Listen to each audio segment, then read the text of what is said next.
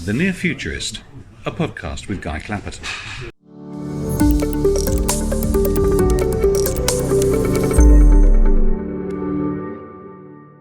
Hello, and thanks for downloading The Near-Futurist, a show presented by me, Guy Clapperton. I've been a tech journalist, conference speaker, whatever else I'm pushing that day, for around 30 years now, and of course a lot has changed. But something that's often struck me is that a number of businesses write things off as futuristic or too advanced for the moment, and then they lose out because the competition is already working in this new way. I was reading a regular newsletter I take a few weeks ago, and I'd recommend this. I saw the writer coming up with the same point. He asked people about their websites, about their practices, and they'd insist that the way they were doing things and had always done things was right, but it might not be anymore, and you end up working in the past with that attitude. The writer has written a number of books on sales and other areas of business, and he's with me now. Graham Jones, welcome to the Near Futurist podcast. Thank you.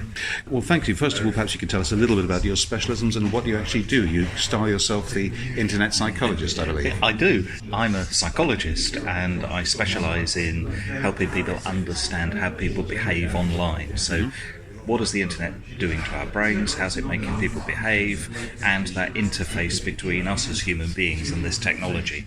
And I advise companies, help them understand their customer behaviour and how they can engage better with people and how their staff can perform better as a result of using the internet more wisely. And one of the elements of that came up in the newsletter just recently that comes out on Saturday mornings.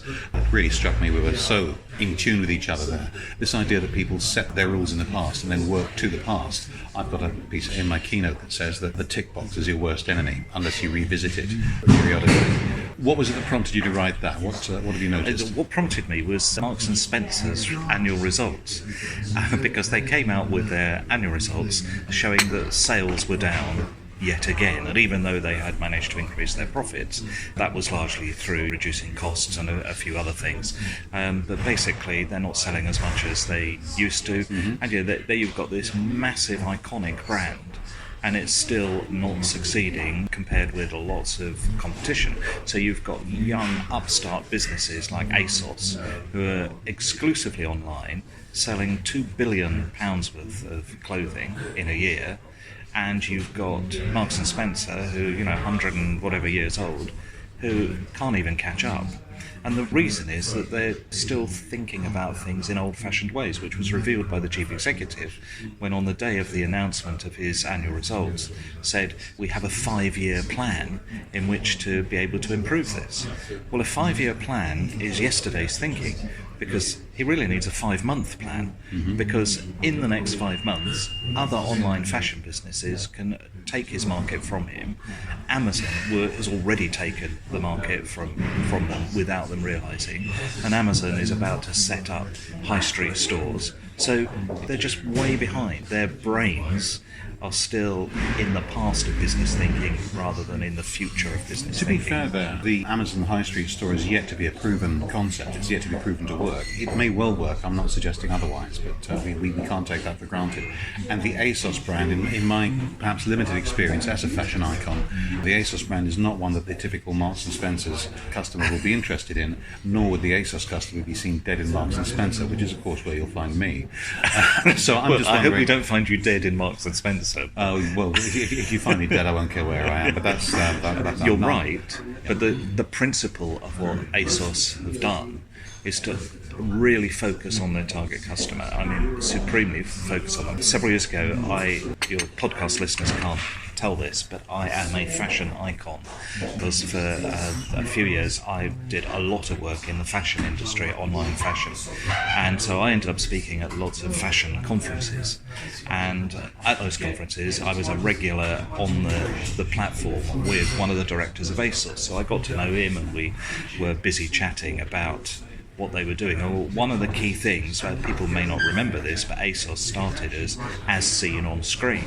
Right. That's what ASOS stands for, and it was set up by an advertising agency whose job was product placement in television and films.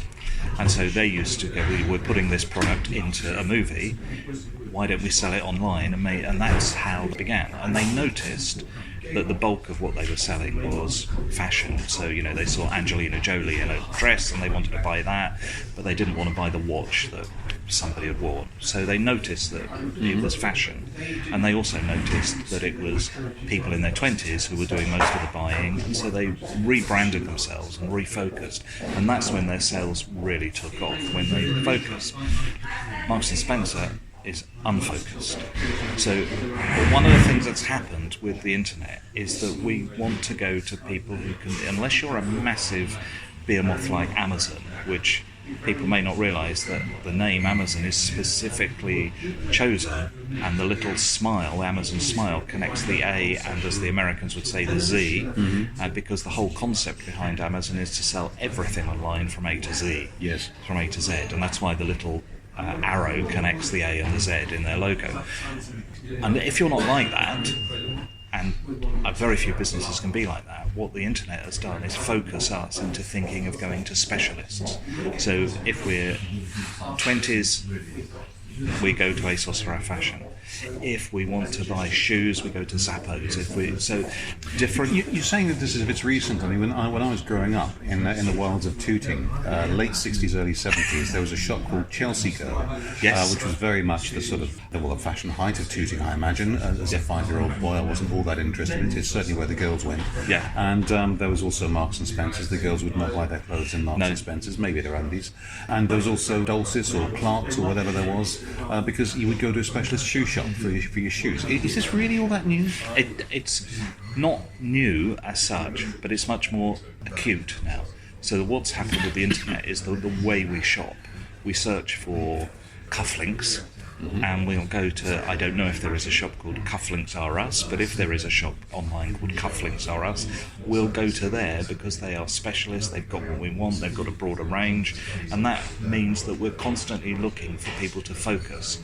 And so old-fashioned thinking in kind of the departmental store kind of everything under one roof is not the way people are behaving anymore. And so if you're somebody like Marks and Spencer or Debenhams, who have also got problems, or a House of Fraser, who've also got problems, trying to provide everything under one roof is no longer what people want. That's easy to say, and I'm not saying it's easy to spot, but I'm sure you're onto something there. These are substantial companies. How does a company of that sort of size turn itself around? I mean, companies of smaller sizes can change things more easily than someone that employs thousands. Yeah, it is very difficult that you've got to not only change your whole corporate thinking, but you've got to change your business structure. I sat down with a chief executive of a fairly sizable business a couple of years ago who said to me, can we please find the off switch for the internet? Because if we could switch it off, it would solve all of his business problems.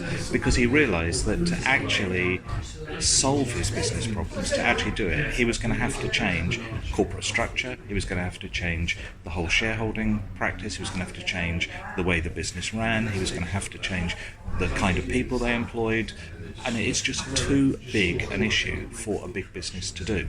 So one way you can do this is to start creating divisions within your business, to start dividing it into those specialist areas, so that you then focus that specialist division into an area, and that department runs the cufflinks shop of House of Fraser or whatever it might be. And then you become like a holding company who has lots of specialist smaller companies underneath you.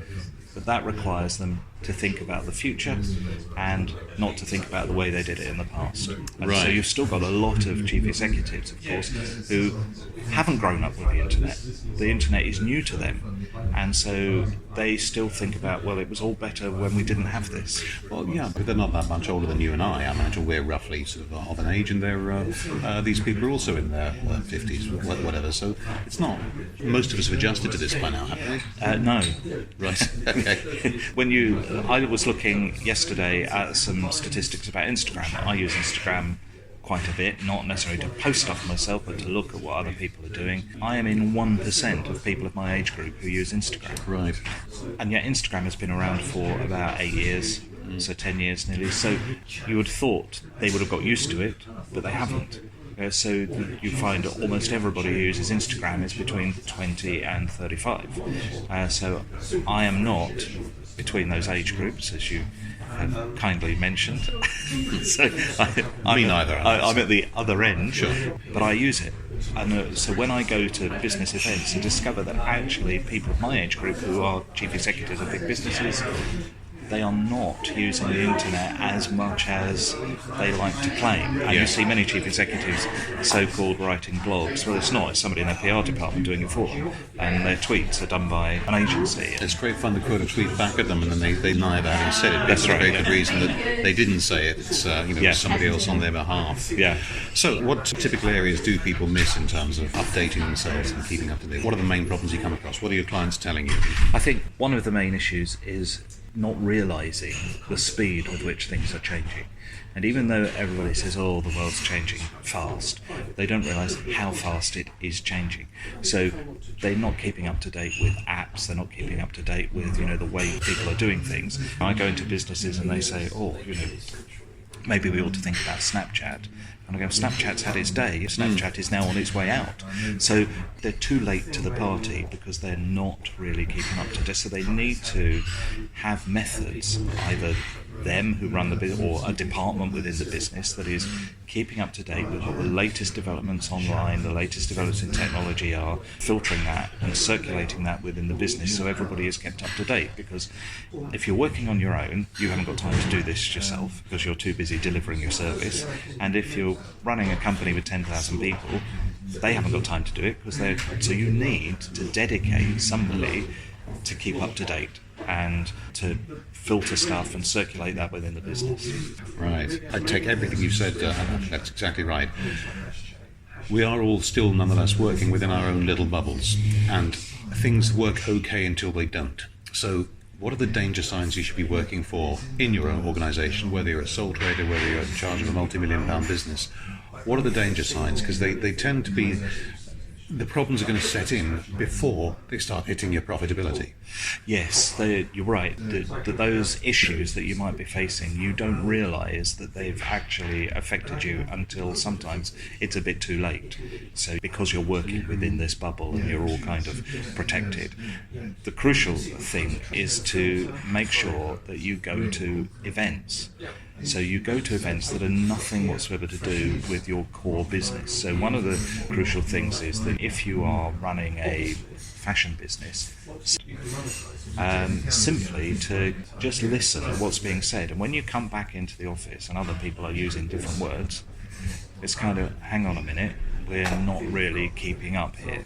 If you're a self-employed person, so one of the things I do is, I'll get the train to somewhere and I'll get a magazine on a subject that's nothing to do with me, so that I can flick through that magazine and see what's happening in that world to try and catch on with, my goodness, that's the way they're doing that in the world of yachting or something that I'm not at all interested in. That's a really good idea, isn't it? And so that when you start looking at things outside your sector, you begin to realise whether or not you are in this bubble. And so I'd always recommend, get a magazine, watch a TV programme on there's 800 channels to choose from. So choose something that you wouldn't normally watch, a channel you wouldn't normally watch. Choose a magazine or a book or something that's outside your normal sphere of operation, and then you'll be able to see, are you still in a bubble? Just to give you a bit of decent perspective. You think networking groups are useful for that sort of thing? Absolutely. Do people disclose what they're doing in networking groups, really? No, but it's about the conversation you have with people. So you'll hear them talking about, we're using Telegram or whatever, and you go, what's Telegram? And you realise you're a bit out of date. Now, Telegram is a very minor social media application, but a lot of people use it outside the UK. So if your market is in Eastern Europe, then, for example, you would need to be thinking of Telegram as opposed to Twitter. So, and if you weren't aware of that, you hadn't heard the name, you're way behind. Yeah, you could just do the usual freelance thing of saying, "Oh yes, me too," and then forget all about it. That's one. It's an old tech journalist trick, that one. Yeah. I hate to think about the amount of stuff that people have made up and given me the impression it was genuine. So those are really practical points. Thanks very much indeed for that. What changes are on the way? What are you anticipating is coming up over the next year or two? In the next year, sometimes it's harder to say, and I know being a near-futurist, this is really vital for businesses, because it's sometimes really harder to predict what's going to happen in the next year.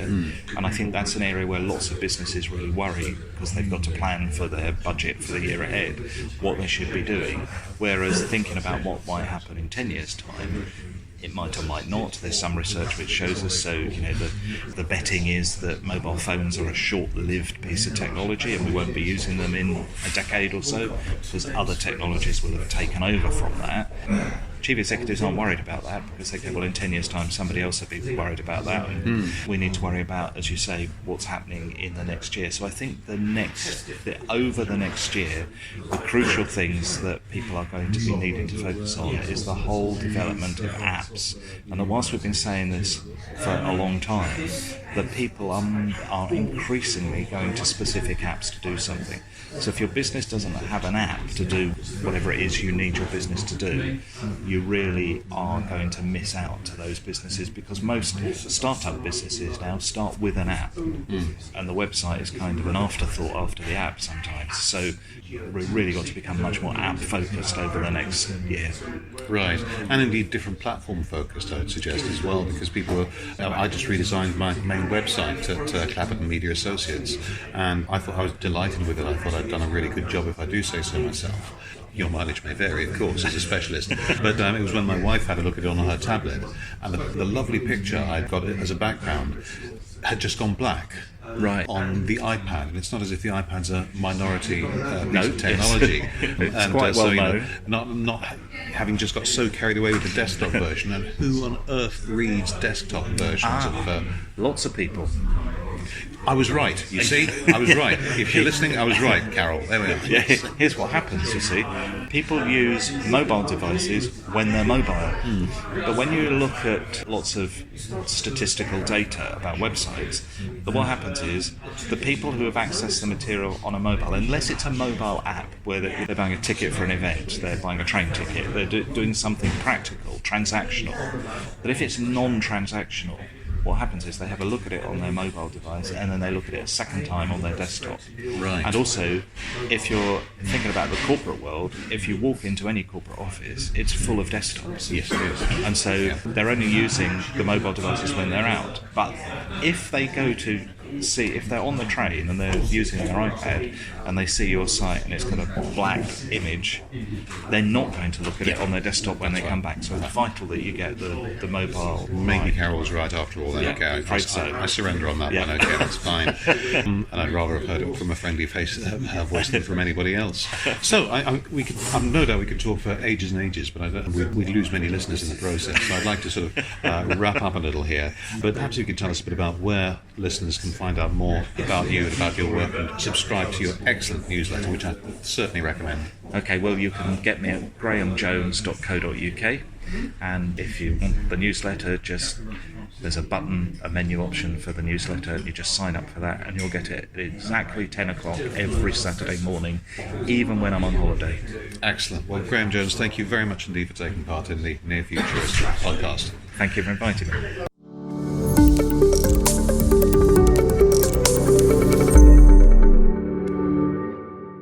And many thanks to all of you for listening. That was the Near-Futurist podcast with me, Guy Clapperton. Do have a look at my website at nearfuturist.co.uk, where you'll find more episodes and information on what we're about. If you'd like to book me as a speaker or moderator of your technology event, do have a look and then get in touch with my agent, whose details are, of course, on the site. The next episode of the Near-Futurist podcast will go live in 2 weeks' time. My name's Guy Clapperton. See you then.